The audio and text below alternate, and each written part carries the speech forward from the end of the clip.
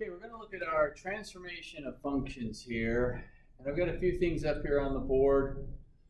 First, on the right side, I've got the basic library of functions. Now, these are 4 basic functions. There's other things that we add to the library later. Prior to these, the main thing you've done are linear ones, lines and so forth. But we have a parabola, a U-shaped graph, absolute value, V-shape, x cubed, this cubic looking graph, square root, and a half arc. These are just basic sketches. All we're worried about right now is just kind of getting a general sketch. If you want a nice, exact, perfect sketch, you can go plot points. But we're going to be focusing on this point right here. Notice they all have the origin in common. And we're going to focus on moving this particular graph by moving this one point and redrawing the shape. So we're going to transform, or in this graph, from this current location to another one. So that's our base form. On this side, I put our rules for transformations. Now the nice thing about these rules that are over here, they are the same transformation rules no matter what type of graph you're dealing with. So you're going to get some graphs later on that will add to this list. You move on to trigonometry, things like that, you'll get some additional graphs. They all still kind of operate under the same transformations. So if you see a number on the outside, it's going to move the graph up. Okay? So in other words, if this was x squared plus 2, it would move this graph up 2 units, everything in there up 2. If I see a number on the outside minus, it's going to move it down that many units. Inside plus, it's going to be the opposite sign left, 8 units. And if I see inside minus, it's right. These are the opposite sign ones, so they sometimes get a little bit tougher to remember. The h and k are variables that we use for different transformations, and we're going to see them a number of different times going forward. For you at this point, they're just arbitrary. It's just a letter I've got there. If I see a number on the outside, it's moving the graph up or down. If I see a number on the inside, it's moving it left or right. So I'm going to put a few functions up here. All we're going to do is look at it and decide which way the graph moves. We're not going to worry about drawing it at this point, just which way it moves. So let's say I had something like y equals x minus 3 squared minus 2. Y equals x minus 3 squared minus 2. I'm not worried about what the picture looks like at this point. I'm looking at a number on the inside. Inside, with that minus, is going to move it to the right. So this graph is going to go right 3, outside with a minus, down 2, outside with that minus. Now, I have a habit of just using arrows to tell me which way it's shifting. I'm just trying to get where is this graph been shifted or transformed to. You can write down, right, and down, whatever helps you. F of x equals square root x plus 1. Now notice I'm just trying to get used to different notation. I've got y's, I've got f of x's. We'll switch it around. Inside number with a plus. It's going to go left 1. There's nothing on the outside, so it's not being shifted up or down. Let's go g of x equals x minus 4 cubed plus 1. Inside 4, so it's going to go right 4. Outside's a positive 1, up 1. H of x, absolute value, x plus 2 plus 3. Inside numbers plus 2, so that's the opposite sign. We're going to go left 2.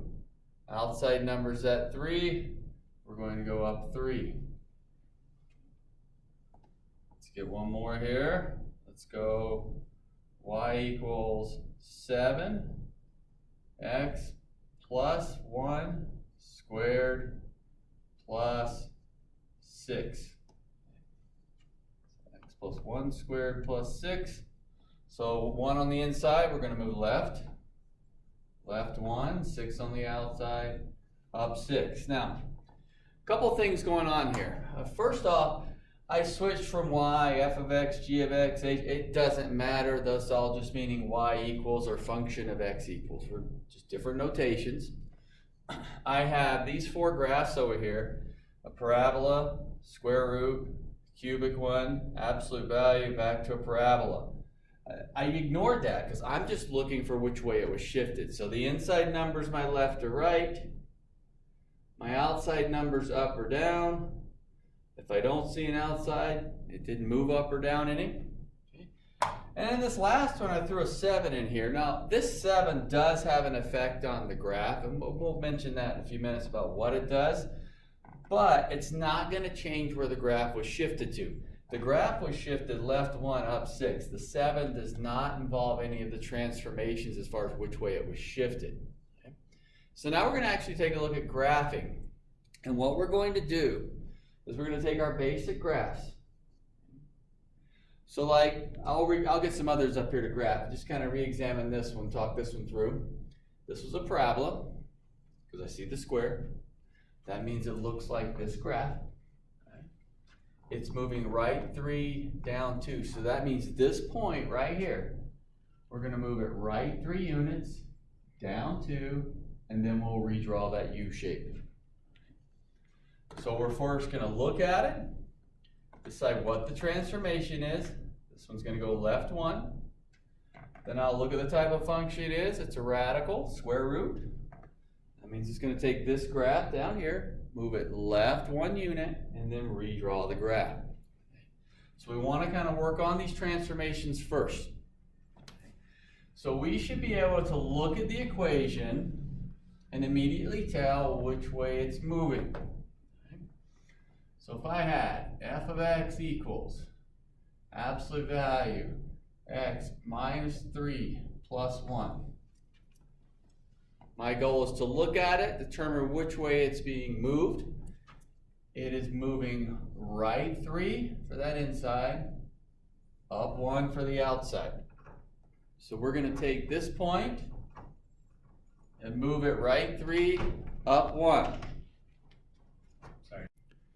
So now I'm going to plot the point.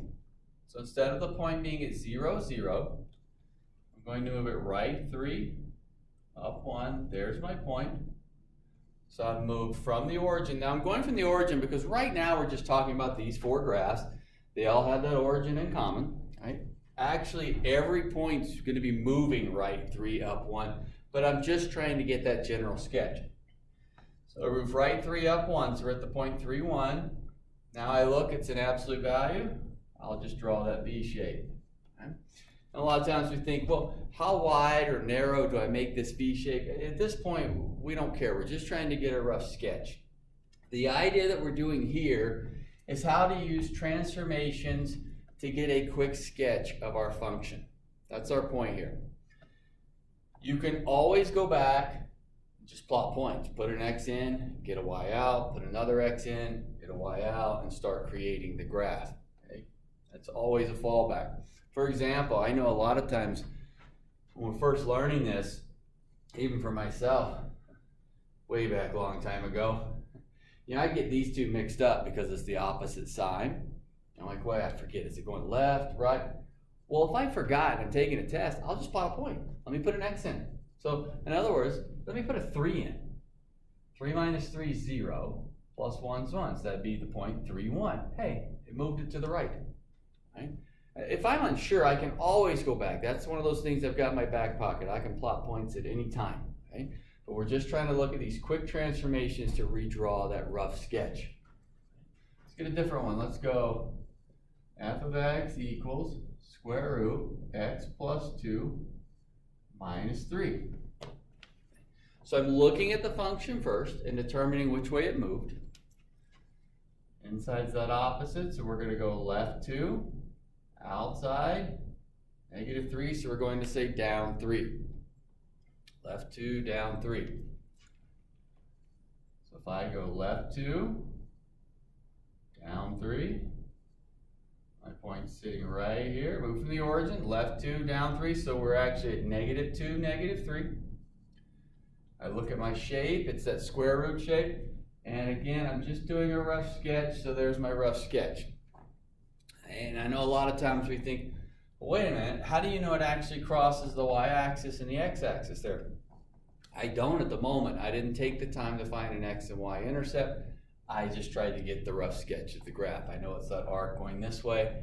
If I want to find x and y intercepts, I can go through the process of substituting those zeros like you've done in the past and find that. I'm just trying to get that general sketch. Let's go with y equals x plus 2 cubed plus 1. So I'm looking at it and deciding the movement. Left 2, up 1. So I'm going to go left 2 from the origin, up 1. So I'm right here at negative 2, 1. And then I'll redraw it to cubic, so I need to get some shape like that. It doesn't need to be perfect. We're just trying to get this rough sketch, so I have it curving through there and up, something along those lines. All right? So we're doing a couple things here. One, we're working on getting our library, our main 4 library functions down, where we kind of know, we know what their shape looks like at any given time. So when I see these absolute values or square roots or cubic, I know what the shape's going to look like. And the other thing we're doing, we're being able to look at an equation and determine what the numbers are actually doing to the graph. And what it's doing is, it's in this particular one, it's moving every point on that original cubic graph right here. It's moving every one of those x, y values left 2 and up 1, shifting all of them. And that's what we're working with here, trying to find that transformation to get that quick sketch. The nice thing, these basic transformation rules, they're never going to change, okay? Outside number moves it up and down, inside number moves it left and right. Okay? Now let's look at a couple of other transformation pieces here. If I had a couple more down here at the bottom, if I had y equals negative f of x. So if I see it in a negative in the front, so what we'd say is reflect over x-axis. And if I saw y equals f of negative x, so I'd have a negative on the inside, this would be a reflect over y-axis. Now we don't see either one of these as much as the first 4. So the first 4 you should get really, really comfortable with. You can see a lot of them. Sometimes we'll forget, wait a minute, does this one go over the x? This one go? Again, you could always go back to that point plotting. But here's what a reflection would look like. Let's say I had f of x equals negative x minus 3 squared.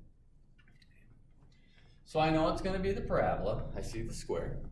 Inside numbers are 3, so I know it's going to go right 3. It didn't move up or down, that's okay. I draw my graph. I go right 3, sitting right here. And so I'm expecting a parabola to be this U shape opening up. But the negative in front, whatever that, if there's a negative there, it flips it over the x-axis. So in other words, it's opening down. Flips it over that x-axis. If I see it on the inside, such as, we'll go square root of negative x. Keep it simple here. Now this one didn't shift anywhere. There's no number on the inside as far as plus or minus, so it's still at the origin. And I see the square roots. I'm expecting this graph right here, but it flipped over the y-axis, so it's coming back this way. And again, you can always plot points. All right, these are just some little tricks to kind of speed things up. Plotting points is what you always have in your back pocket. Let's say you put a negative 1 in. Negative of a negative 1 is a positive 1. So we're up here at 1. You can plot points. You know what the basic shape is. So if you ever forget what one of the transformations are, And that's going to help you. All right, plotting the points. Our last one that we see, a little while ago I had a 7, a few minutes ago I had a 7 in front of them and said, well, yeah, it changes the shape a little bit, but it doesn't change the curvature.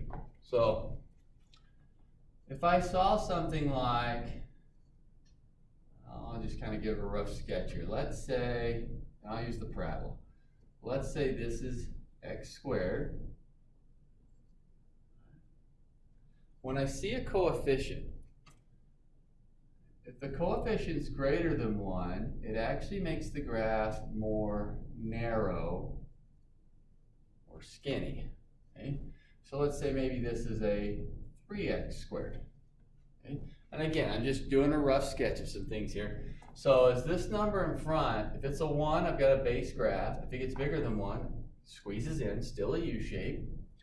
When it widens out, something like this, well, then the number in front is less than 1, or I should say the absolute value of the number in front is less than 1, because it's still a U shape, it's still a parabola, it just makes it wider. Now, the reason I said absolute value is because if any of these were negative, it flips it over. Right? So, your basic transformation rule would look like this: y equals a times f of x. So in other words, there's a number in front of your function. Right? If absolute value of a is greater than 1, right, this is what we call a vertical stretch. A vertical stretch. So in other words, it moves it up vertically so it makes the graph narrow. Right, it's kind of a way to remember. If the absolute value of a is less than 1, so like a half, a third, 2/3, anything less than 1, absolute value, is what we call a vertical compression. Or some people like to think of it as so vertical compression is coming down this way, so it's making it wide. Some people like to think of it as a horizontal stretch. Right? It's a so you could say this is a horizontal stretch, stretching it wide. This is a horizontal compression, squeezing it in. It just depends on whether you're using the word vertical or horizontal, but I like to think of this graph as wide. Now, as far as what we're doing, we're just trying to make sure we understand how the general sketch is made. We're not overly concerned about getting that exact location, plotting 20 points. We're trying to just make sure we understand what's going on in the graph. Now, if you're ever asked on a test or something like that, hey, you know what, draw the sketch of the graph using transformations and plot 2 other points. We'll put 2 other x values in, get a y value out. You'll get 2 exact points, and then you'll have a pretty accurate sketch for what you're doing. So the idea would be something like this. All right, let's say I had y equals 2 absolute value x plus 1. So I'm looking on the inside. Left one's what I'm thinking. So I'm going to go plot the point. Left 1. Didn't move up or down. All right, that 2 in front. So I see the absolute value, so I know it's this V shape. The 2 in front is taking this V shape, okay? And it's gonna make it narrow because it's a 2. If it was a fraction like a half, it'd make it really wide. Okay, so I'm just saying, hey, there's my normal absolute value, whatever it is. And it's just gonna squeeze in some, become narrow. And a lot of times, well, it's like, well, how narrow do we make it? Well, right now, I just want you understanding that it just makes it narrow. How narrow? It's by a factor of 2. But the only way you're going to get exact if you go plot another couple of points or something like that. So for example, if you put 0 in for x, you would actually have a y value of 2, so it's actually crossing at 0, 2, something like that. Right? You can do those kinds of things. Right now, if you can just make it a little skinnier, we're good.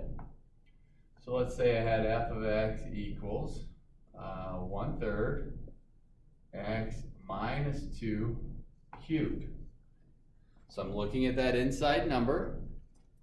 We're going to go right 2. Go right 2. I'm expecting this cubic graph. The 1/3 is going to make it wider. So maybe it looks something like this. Notice I'm still doing kind of the same basic shape. I'm just making it a little bit wider graph than the normal cubic function.